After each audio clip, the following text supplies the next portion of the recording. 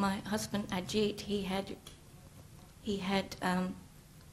was from Sweden, and he had written to Srila Prabhupada and asked if he could go and do some service there in his own country.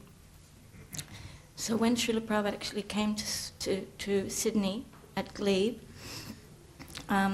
he called us in and said that he wanted us to go to Sweden, and he asked about Sweden, what was it like there, and Ajit was telling Srila Prabhupada, and Ajit asked Srila Prabhupada, should we go out on Harinam? Or, Ajit wanted to preach in the universities, and he said, maybe they're not going to look upon us going out in dhotis and everything very well in Sweden, so what should we do, Srila Prabhupada? And Srila Prabhupada said, that's all right, you can wear suit. You don't have to do that. You wear suit and tie, and your wife can wear long dress, and you can go and preach like that. We also asked Srila Prabhupada if we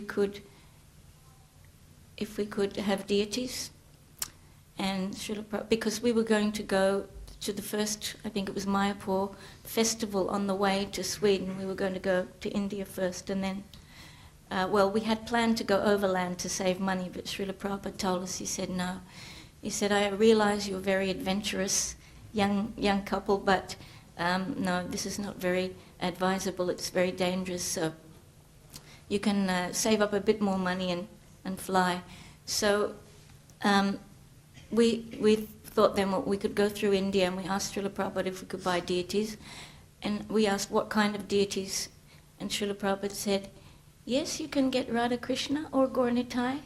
And we said, well, when we go to Sweden, what would be best? He said, either Radha Krishna, Gauranitai, but not to install immediately. So we bought Gauranitai deities when we were there. He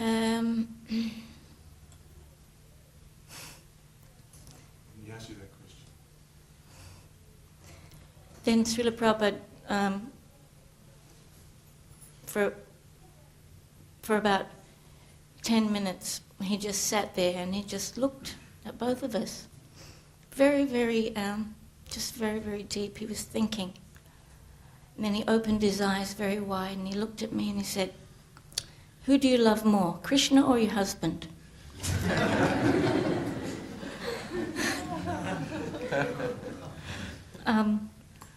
And I didn't know what to say because I realized I didn't love Krishna and I also didn't love my husband.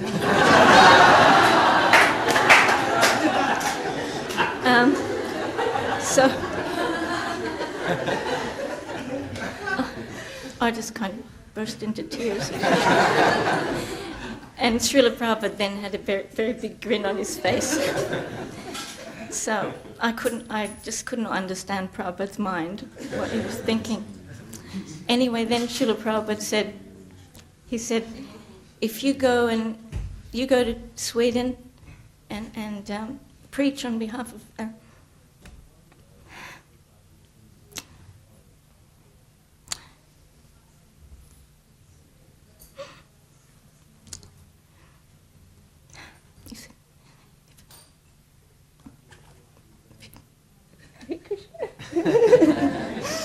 if you go to Sweden on behalf of Chaitanya Mahaprabhu, he will give you all of his blessings.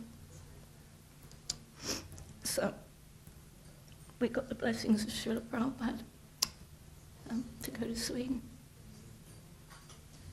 I remember this incident in Melbourne in 1974. We always wanted to bring some gift to Prabhupada because it was such a nice thing to give something, a flower or whatever.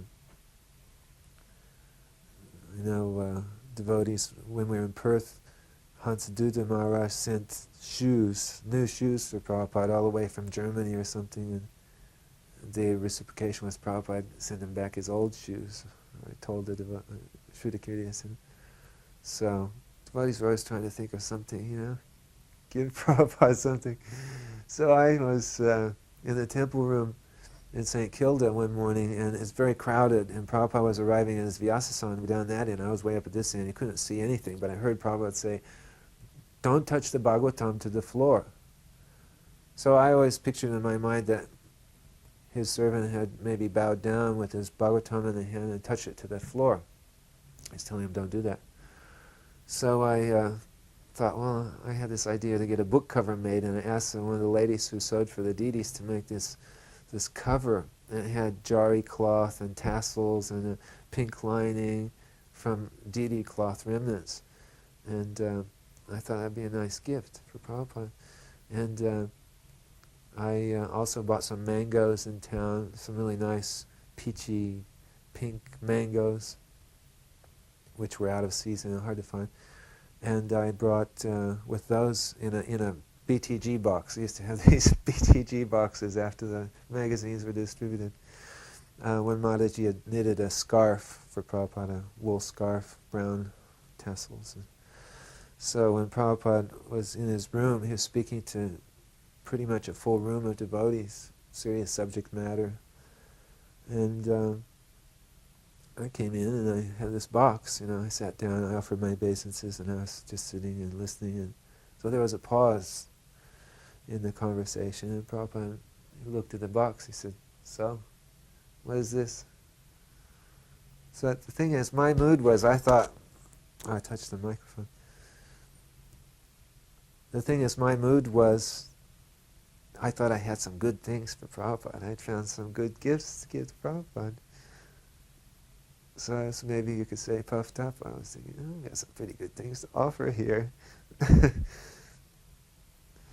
So Prabhupada said, "So what is this?" And I got out the book cover, and I tried to say that I got in this book cover, it's to the cover of Prabhupada's Bhagavatam, because I heard him say that in the morning that you shouldn't touch it to the floor. And Prabhupada said, "I did not touch my Bhagavatam to the floor." Very serious. He'd be very stern when he was serious. And then I tried to explain repeatedly. I tried to say, "But I meant," or "I mean," or "I meant to say." But every time I said, "I mean," or started to speak, Prabhupada spoke again before me. "I am not keeping my Bhagavatam on the floor." And then I said, "But I meant, I am keeping my Bhagavatam on the shelf or on the table." I'm trying to keep a serious face, but he was very serious. And all the devotees started laughing in the room. They were laughing and laughing. If you hear the tape, you hear them laughing really hard, particularly Charu. And I was like, I was totally embarrassed. I didn't know what to do. As Prabhupada wasn't going to let me explain it, so I just decided, I'm going to just sit here and take this, whatever happens. And Prabhupada said, "That is for you." So now I was like, I didn't think I had many nice gifts now. I was really embarrassed. And so then I pulled out the scarf and was hoping that when something came out of the box, I wasn't going to get something like that as a reaction. And gave him the scarf, and that's nice. And then I reached in and I pulled out the mangoes. And by now you could say I was in a pretty humble state. I was not thinking, I was thinking, "Oh boy, I wonder if Prabhupada's going to like any of these things." And then I brought out the mangoes. And then Prabhupada's mood changed. He said, "Mango is the king of fruit. So this is a gift." And he smiled, "This is a gift."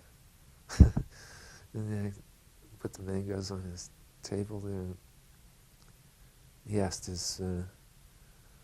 Deepak, who was cooking for him, he said to put the mango in the milk that night, make mango milk. He said they can dry it and you can keep it and put it in milk. It's very nutritious.